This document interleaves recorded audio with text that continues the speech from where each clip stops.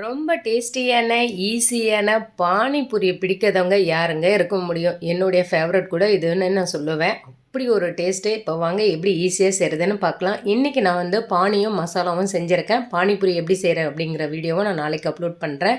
வேக வச்ச உருளைக்கிழங்கு, வேக வச்ச கொண்டைக்கடலை, பட்டாணி எதை வேணாலும் சேர்த்துக்கோங்க. வெங்காயம், பச்சை மிளகாய், கொஞ்சமா கொத்தமல்லி, உப்பு, எலுமிச்சம்பழம் சாறு, மிளகாய்த்தூள், சாட் மசாலா, ஆம்ச்சூர் பவுடர் எல்லாத்தையும் சேர்த்து நல்லா மிக்ஸ் பண்ணி எடுத்துக்கலாம். மசாலா ரெடி ஆயிடுச்சு.